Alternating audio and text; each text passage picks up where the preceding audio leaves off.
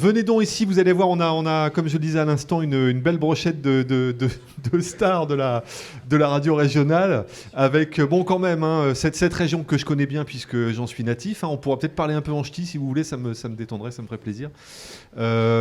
C'est donc évidemment une bien belle région de radio avec quelques réussites qui sont... des extraordinaires, des exemples au niveau national. On a des marques qui sont très anciennes la plupart du temps, et puis quelques marques qui sont en train d'arriver et puis qui risquent de nous surprendre.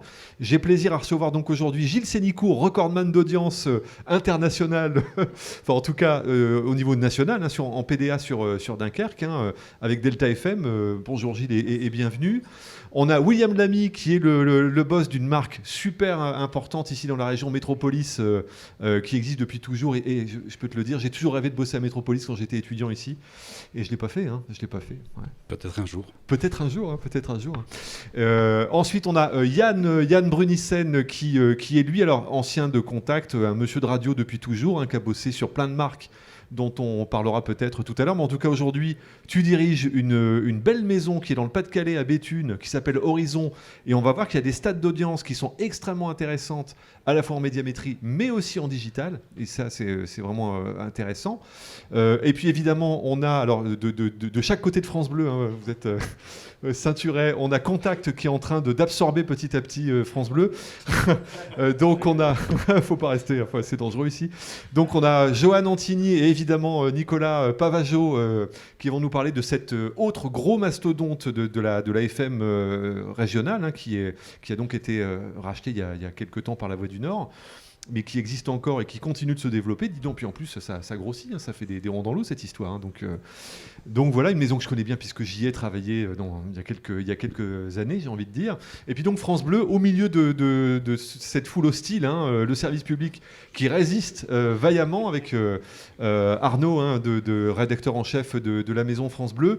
Une France Bleu qui tient bien quand même le choc ici. C'est un pays de radio. On va commencer par vous, Arnaud. Comment ça se passe pour France Bleu dans cet univers hostile Je me sens bien là. Ouais.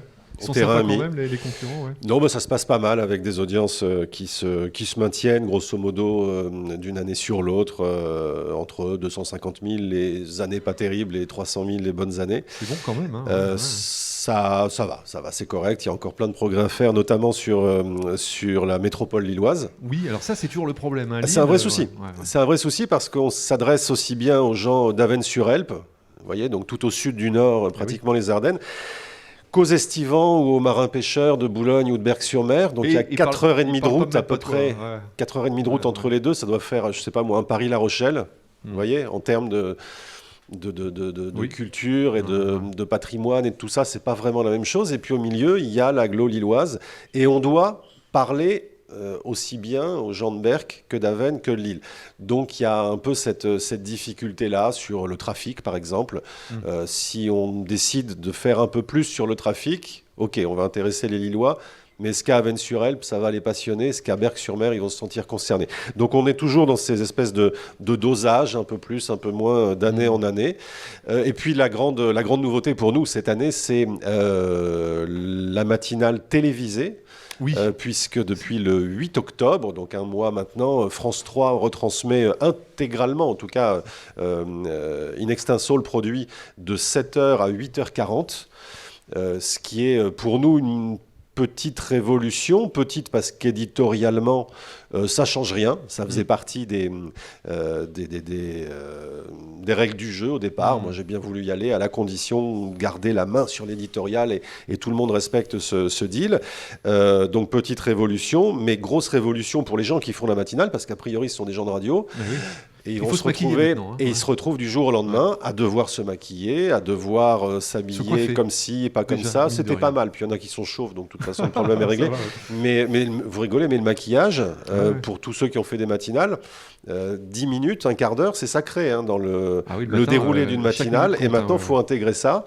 Mais on y allait tranquillement et ça se passe plutôt pas mal. Et tout le monde joue le jeu. Et je crois même prend plaisir déjà C'est vrai, à le faire. Parce qu'à certains endroits, on a pu entendre quand même que ça se faisait un peu dans la douleur, hein, Là, ce passage pas. bimédia. Je touche du bois, je ne sais pas si oui, c'en est. il y en a dedans. Mais ça se passe bien parce que là aussi, la règle du jeu pour qu'on accepte de partir dans l'aventure, c'était de dire, vous restez des gens de radio. Et puis, en fonction de ce que vous avez envie de faire, de ce que vous pouvez ajouter un petit regard sur la caméra. Et puis, si vous êtes plus à l'aise, la fois d'après, un deuxième. Et puis voilà. Chacun y va en fonction de ses envies, de ses capacités aussi. Pas de pression. Là, on en plaisante. La question essentielle, c'était, est-ce que je vais pouvoir continuer à boire mon thé dans mon thermos parce que c'est mon truc de matinalier. Est-ce que c'est télégénique Et on peut, on peut continuer. Ouais. On peut continuer. Donc voilà, une fois qu'on a enlevé tous ces petits détails qui n'en sont pas pour les gens qui font la matinale, tout le monde s'est lancé dans l'aventure. Et pour nous, c'est génial. En termes d'audience, je ne sais absolument pas. En termes de notoriété, c'est formidable. C'est puissant, il y a du retour. Oui, il y a du retour. Il y a du retour des auditeurs qui sont... contents, peut-être qu'il y en a qui sont déçus, mais ils ne nous le disent pas de voir la tête des animateurs et des journalistes. Mais on le sent aussi au niveau des invités, qui, évidemment, quand on leur dit qu'il y aura une audience à peu près multipliée par 2 et qui vont toucher potentiellement 400 à 500 000 personnes en venant chez nous, bizarrement, ça les motive pour venir en studio à 7h du matin. Voilà. Et donc, on a beaucoup plus d'invités en studio depuis qu'on est télévisé. Donc, en termes de notoriété et en termes même de qualité d'antenne, c'est vrai qu'on sort vraiment gagnant de cette affaire. Voilà un peu la rentrée sur France Bleu. Petit périmètre intéressant. En tout cas, on observe ça, évidemment, dans toute la France et ici, bien sûr, dans ce monde de la radio. Les 44 vont y passer. Hein. Les 44 de France Bleu vont y passer. On a commencé le 8 et depuis, on est devenu une sorte de zoo à ciel ouvert, mais c'est très agréable. On a les cousins de France Bleu Brésisel qui étaient là hier matin pour assister à la matinale. France Bleu Mayenne viendra vendredi, France Bleu Touraine la semaine prochaine. Tout le monde va y passer. L'idée, c'est que les 44 locales soient diffusées sur France 3 à l'horizon, je crois, 2022-2023, y compris des radios extrêmement rurales comme France Bleu Creuse, qui a commencé en même temps que nous. Voilà, France Bleu Creuse est déjà diffusée sur France 3 Limousin. Et c'est pas simple parce que France 3 Limousin, c'est France Bleu Limoges, c'est France Bleu Creuse, donc il y a eu tout un tas de boulot sur les émetteurs, etc. Et donc France 3 Limousin réussit à ne diffuser la matinale de France Bleu Creuse que sur le département de la Creuse.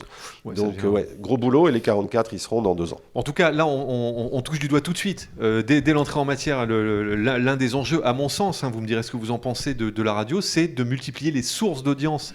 J'écoutais Nicolas Curien tout à l'heure qui en parlait justement sur la radio. Aujourd'hui, c'est pas que de la radio, c'est bien d'autres choses qui vont au-delà de ces antennes. William, donc, alors évidemment, Métropolis, c'est pas que Métropolis, il y a aussi à côté de ça, allez, on peut peut-être déjà parler de BFM Lille. On peut parler déjà de BFM Lille, mais d'abord, Métropolis s'est mise aussi à l'image en installant dans ses studios des caméras, et on produit régulièrement des modules d'émissions à destination d'une diffusion sur Grand Lille TV. Donc pour l'instant, Grand Lille TV... Donc ça, c'est des choses qui sont dans... De toute façon, les locaux sont au même endroit, vous avez cette culture commune. Tout à fait, et on a constitué nos studios en relation avec des liaisons qui nous permettent de faire de l'échange de production.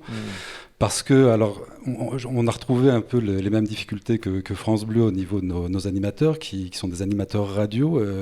Réussir à faire en sorte que ces animateurs deviennent des éléments d'image visuelle, peut-être avec du maquillage ou pas. C'est-à-dire que nous, on a choisi certaines se maquillent, certains ne se maquillent pas.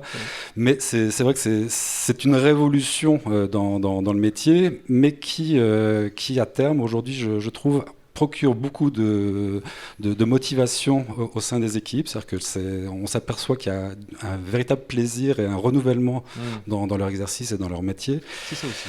Et je pense, vu les retours d'audience que ça peut générer, je pense que nos auditeurs en profitent et sont heureux de pouvoir profiter de tout ça. Un petit coup d'œil là-dessus. Alors, Métropolis, vieille maison, à quel âge Métropolis Métropolis est né aux alentours de 1981 à 82, a vécu durant les années 80 une très belle période.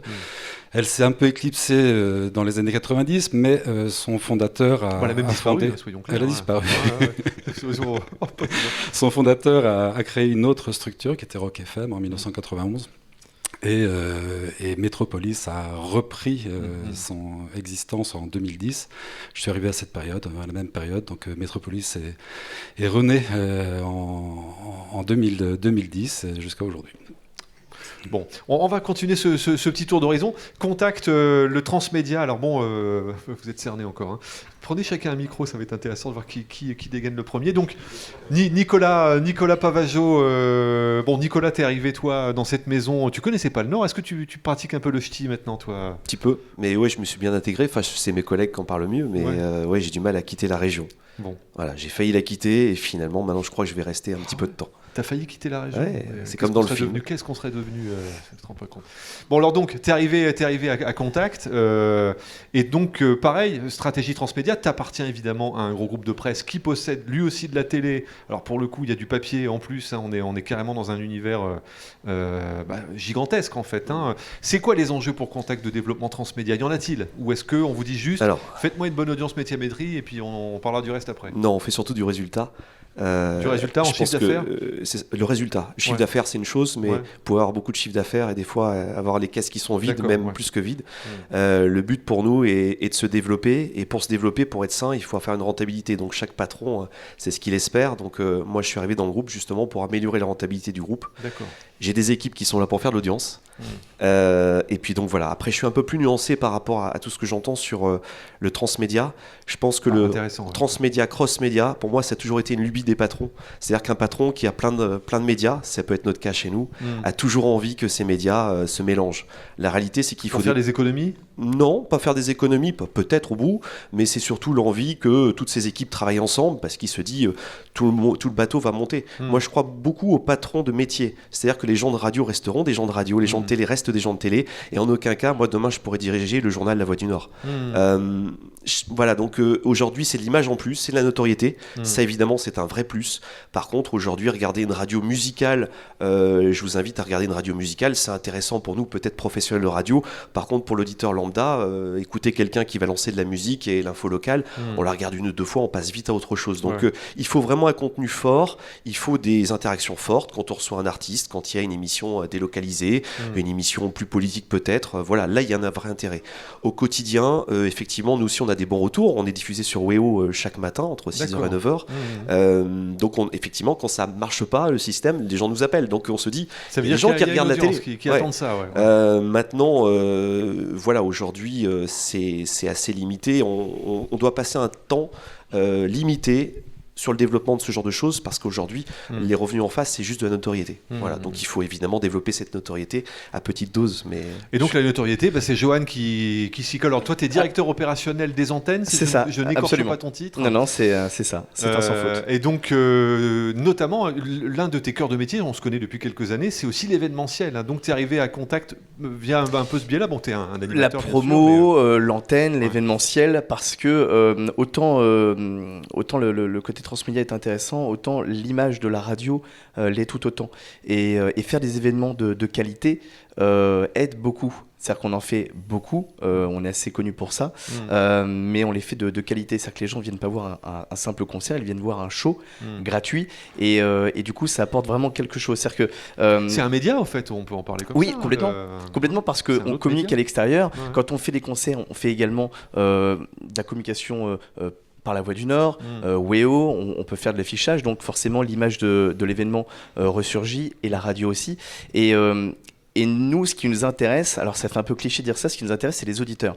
C'est-à-dire qu'on le sait ici, et même globalement en France, mais on va parler de la région, un sou est un sou. Et les concerts coûtent cher. Oui. Nous, nos auditeurs, ils vont voir les concerts avec leurs artistes gratuitement. Parce qu'on a envie de ça. On a envie que l'auditeur voit son concert. Et il en a pris plein les yeux, il n'a pas dépensé 1 euro, il voit son concert, il est ravi. Et quand on offre des places de concert, on les offre par 2 ou par 4, pour y aller peut-être par 6, parce qu'on est une radio familiale. Donc nos concerts... Il y a des grandes familles dans le Pas-de-Calais, attention. Donc par complètement, ouais, c'est ça, il y a des bus et de temps en temps. Donc l'idée, c'est que l'auditeur se dit, j'écoute ma radio, et je vois un concert, je fais plaisir à mes enfants sur un concert que je ne pourrais pas leur offrir, donc c'est intéressant. Et là-dessus, on surenchérit en faisant un concert d'assez grande qualité, faut pas se mentir. Bon, et puis Je dirais juste, c'est le mot, c'est diversification plus que transmédia, en tout cas nous ce qui nous concerne. c'est plutôt dans cet esprit-là que tu construis cette stratégie. Diversification, chaque année en fait on essaie d'avoir de nouvelles idées, on est sur de nouveaux projets, on espère qu'ils vont aboutir, mais c'est de la diversification, c'est de se dire voilà, le média il existe, il est sain, il fonctionne très bien, on le voit d'ailleurs pour les indés radios avec un chiffre d'affaires chez TF1 Publicité qui est en hausse de presque près de 20% sur cette fin d'année, donc c'est extraordinaire. On se dit que le média est quand même en bonne santé. Malgré ça, l'avenir est incertain avec tous les enjeux qui arrivent. Donc pour nous et la capacité d'avoir de nouveaux projets et justement de l'argent qui arrive pour nous permettre de continuer d'investir en radio. Voilà. On était sur les big one, hein, les trois gigantesques radios du coin. J'aimerais qu'on aille se promener un petit peu dans le Pas-de-Calais chez Yann Brunissen. Donc là, on est chez Horizon. Donc alors, groupe Régie Force One. Enfin, on est sur un périmètre quand même où beaucoup plus restreint, effectivement. Mais, sauf de grosses radios, on a Skyrock aussi. Ça fait partie de la même. Dans le périmètre Force 1, Virgin lance Béthune et donc Horizon qui émet sur Lens Béthune Arras, sur la FM et sur le DAB depuis maintenant un peu plus d'1 an, sur Lille et sur Béthune Lens Douai Arras également. Alors là c'est intéressant parce qu'on est sur un territoire en plus où tout le monde, finalement Lens Béthune, on parle toujours comme chaud. Je suis un gars du Pas-de-Calais donc ça me revient tout le temps. Mais là en fait on est vraiment sur un territoire beaucoup plus une micro-zone où il y a pour autant beaucoup de concurrence et c'est intéressant quand même quand on regarde le périmètre ici de la radio, où on a là sur l'ouest de la région 4 super belles marques de radio qui font des audiences absolument colossales. On va en parler avec Gilles dans une seconde. On a Radio 6 à Calais, donc Delta FM à Dunkerque. Quelqu'un fait bip bip. Donc, pardon, c'était, je crois que c'était vous. On a effectivement RDL, absolument, qui fait plus grosse durée d'écoute. Punaise, on est dans tous les records ici. Et puis donc Horizon, effectivement, qui ne cesse de franchir les étapes, qui bat record sur record, alors même qu'on dit que le média radio s'essouffle un peu, alors même qu'on dit que globalement, on va en parler tout à l'heure avec Médiamétrie sans doute, comment va la radio. On voit bien qu'on a du mal à choper certaines audiences qui disparaissent peu à peu, mais là ici, on a quand même des cas d'école qui sont intéressants, puisque toi, depuis Béthune et sur cette partie du Pas-de-Calais que tu couvres, assez bien d'ailleurs, l'émetteur il est costaud, t'as un record d'audience encore cette année à 60 et des brouettes. Qui n'est pas le fruit de mon travail, qui est le fruit du travail de Julien Manot qui devrait arriver tout à l'heure. Oui, toi tu viens d'arriver. Mais effectivement, oui, l'audience est en progression de 20% sur la saison dernière. Ouais, c'est pas mal. Alors moi, ce qui m'intéresse aussi d'observer chez toi, c'est évidemment, c'est un programme qui est fait sur mesure par, j'ai envie de dire, par des gens de Béthune pour des gens du Pas-de-Calais, globalement. Et on est vraiment au niveau de la proximité sur quelque chose de beaucoup plus serré, ce qui vous permet d'ouvrir des micros plus facilement, par exemple, qu'en décro sur des grosses machines comme Métro, Contact ou quoi. Et d'être réactif sur des événements effectivement locaux qui concernent nos auditeurs. Et puis avec un périmètre, là pour le coup sur le digital, on revient toujours on va dire, à comment la radio trouve ses chemins d'audience au-delà de ses émetteurs, c'est avec le digital chez toi, où tu me parlais de quelques scores ces derniers temps, ton 400 000 pages vues là, sur un sujet, ou alors juste le Facebook, 90 000 fans. 148 000. Oh, pardon, oui, je t'ai divisé par deux encore. 148 000 fans, Facebook. Attendez, je pense qu'on va faire ici le Guinness Book des records des audiences. Quand même, tu as 60 000 auditeurs et 148 000 67 300, Jean-Charles, s'il te plaît. Mais c'est un truc de fou. Alors, mais comment vous avez fait ça donc, qu'est-ce qui s'est passé sur les 148 000 abonnés Facebook, je pense que c'est vraiment une stratégie qui avait été mise en place depuis le rachat d'Horizon il y a 5 ans par le groupe Force 1 et qui porte ses fruits parce que le Facebook est alimenté quotidiennement par du contenu local essentiellement et les OP antennes, etc. Donc je pense que voilà, l'auditeur y trouve son compte. Et ça cartonne. Gilles, sur le même secteur, donc là on arrive à Dunkerque. La radio de Dunkerque, Delta FM. Donc là, vas-y, dégaine ton record. Il n'y a pas de raison. Tout le monde a dégainé son record. Quoi, c'est la PDA. Ouais, PDA est en audience cumulée. Ouais. Pour la deuxième année. On est au-dessus des 30 points. 30 points. Ouais. Posons ce chiffre-là, méditons, 30 points. Bon, ça s'est pas fait en un jour non plus, hein. Non, mais comme on dit souvent, le plus difficile, c'est de maintenir et de le rester. Et là, depuis 2007, je crois, on est entre 28 et 30 points. Donc, voilà, il y a de la concurrence, faut pas croire non plus, mais on essaie en fait de maintenir cette notoriété, cette audience, par justement un maillage hyper territorial. Nous, on a 3 fréquences en FM. À Dunkerque, Saint-Omer et Boulogne, et on édite des programmes vraiment de dimension d'agglomération, que ce soit pour l'information locale, les agendas, les partenariats. On décroche au maximum les choses afin de personnaliser le plus possible notre antenne et d'avoir cette couleur de proximité. Tout en ayant un ensemble, on va dire, une volonté d'avoir un ensemble un peu cohérent. On se positionne comme la radio de la Flandre Côte d'Opale, c'est-à-dire de la frontière belge aux portes du Touquet, en passant par Saint-Omer, Hazebrouck. Et ce maillage territorial, en fait, par nos émetteurs et nos programmes, fait qu'aujourd'hui, on a des audiences satisfaisante. Oui, hein, on est un peu dans l'euphémisme. C'est intéressant aussi parce que, bon, pour ceux qui sont de la côte comme moi je suis calaisien, donc je suis un peu entre tes deux fréquences. Hein. Alors, on est arrivé à Calais avec le DAB+, parce que c'est une longue bataille aussi d'arriver sur le territoire calaisien, qui est très peu fourni en radio, de par l'Angleterre, la Belgique, les Hollandais. Donc, le DAB+, est une opportunité pour nous d'arriver sur ce territoire, tout comme sur la métropole lilloise. Qui, pour nous, est une fenêtre de ce que l'on fait sur la Flandre Côte d'Opale, pour dire, voilà, vous avez à disposition sur la métropole lilloise la radio du littoral, et pour nos auditeurs qui sont en chemin sur la route, de pouvoir nous écouter encore sur la métropole. Tu peux les... ça. Il y a effectivement pas mal de... Pour autant, on n'a pas de volonté, nous, sur le territoire de la métropole, de faire un programme spécifique, lié spécifiquement à cette zone, quoi. D'accord, ouais, c'est quelque chose de plus global, quoi. Voilà, c'est un accompagnement une continuité de ce que l'on propose sur...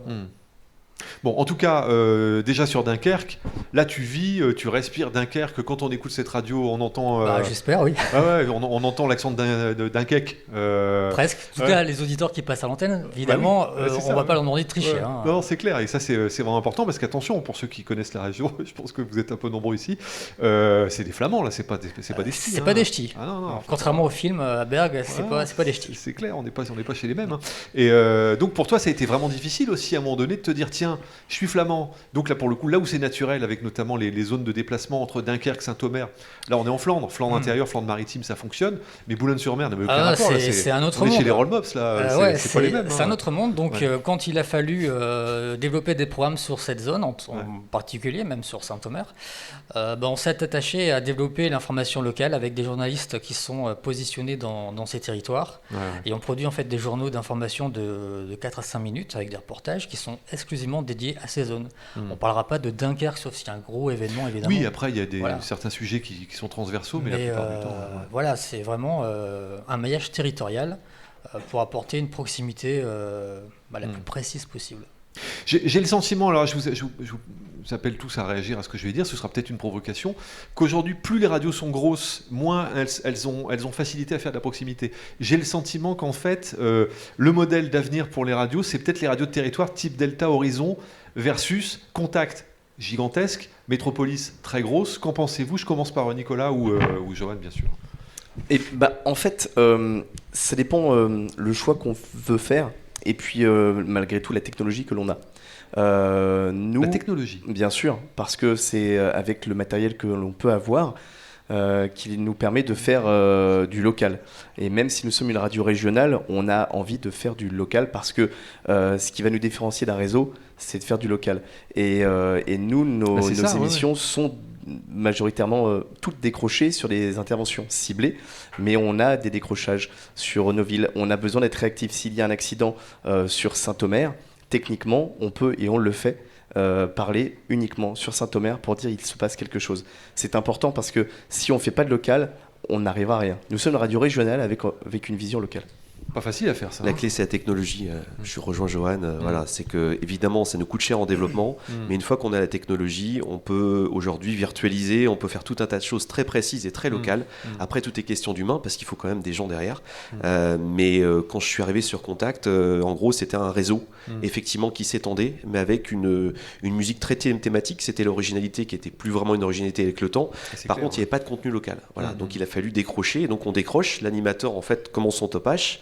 Et il a la zone en live et il enregistre sur la même durée plusieurs zones, les informations, les jeux, le trafic. Donc on ne fait pas ça chaque intervention parce que sinon l'animateur aurait des problématiques. Mais voilà, et donc c'est ce qui est en train de se faire sur les radios régionales. Elles ont dû se réinventer. Radio Scoop, Vibration, Alouette. Ça, quand on regarde les médiamétries, on voit les belles machines comme Alouette bien sûr, It West, toutes les très grosses maisons. Il y a pu y avoir, sauf It West ces derniers temps, qui s'est bien rétabli, si j'ose dire. Parce qu'ils avaient beaucoup perdu.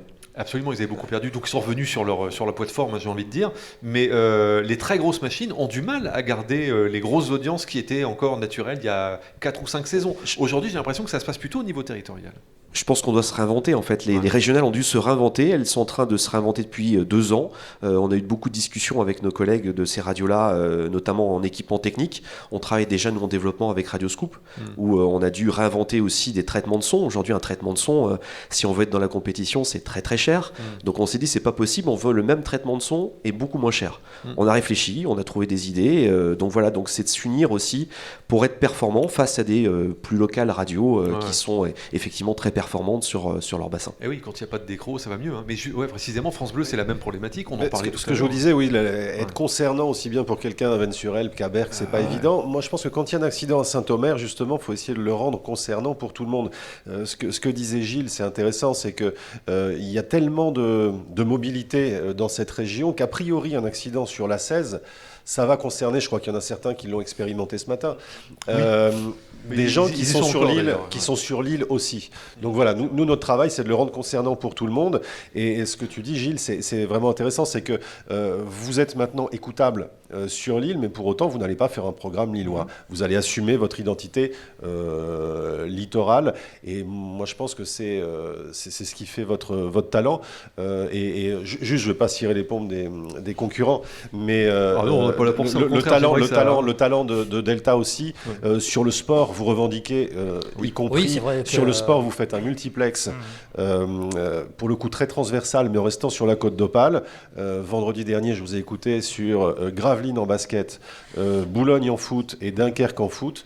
Je vous assure qu'il y a beaucoup de radios avec beaucoup plus de moyens qui envieraient la qualité de ce que vous faites. Donc voilà, il y a aussi une récompense assez naturelle à rester sur son identité avec ses moyens, mais à l'assumer jusqu'au bout. Voilà. De toute façon, c'est ce qui fera, je pense, la singularité dans le paysage qui tend à se développer aussi avec le DAB+.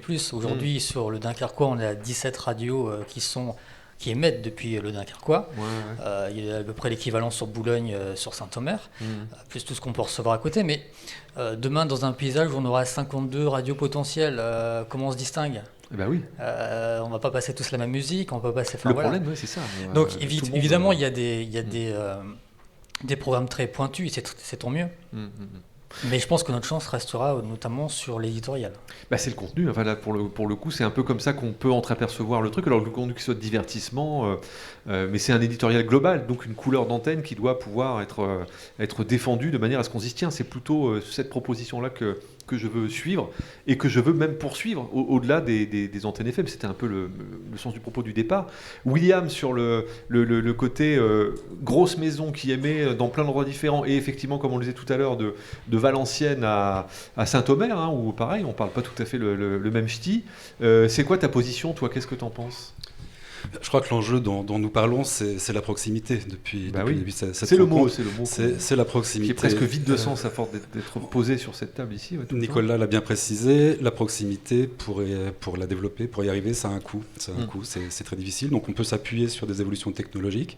C'est vrai que nous, on a transformé notre diffusion cet été pour pouvoir travailler mieux en proximité, donc la technologie peut nous aider, mais il n'empêche que la proximité, c'est avant tout, c'est la relation, et la relation, elle ne se fait pas par des machines, elle se fait par des hommes.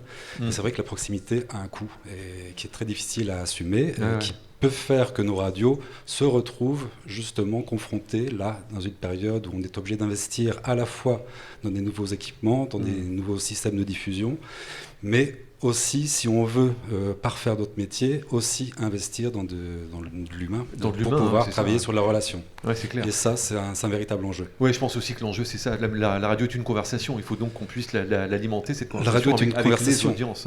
On avait déjà cette intuition vis-à-vis des radios nationales. C'est-à-dire que si les radios locales sont mises à travailler sur la proximité, c'était pour répondre à un besoin humain et que les nations ne parvenaient pas à bien satisfaire. Et on s'aperçoit aujourd'hui, avec l'arrivée des monstres digitaux, que... Les monstres digitaux, je la garde cette formule. Que l'enjeu reste la proximité. Oui, absolument. Hein. Yann, pour finir un peu, parce que là je vais me faire disputer par Mister Chronomètre, qui commence à s'approcher de moi avec son taser. Il est pas commode, faut se méfier de ce monsieur. Toi, alors en fait, tu as bossé sur des très grosses radios comme Contact, et aujourd'hui sur une radio en périmètre plus petit, même si c'est une belle grande marque. Hein. Qu'est-ce que tu en penses de ce qu'on se dit? C'est plus facile pour toi en tant que directeur des programmes d'Horizon de travailler sur ce périmètre, ou tu te sens plus agile en fait avec ce petit périmètre, ou Non, je pense que ce sont d'autres problématiques en fait.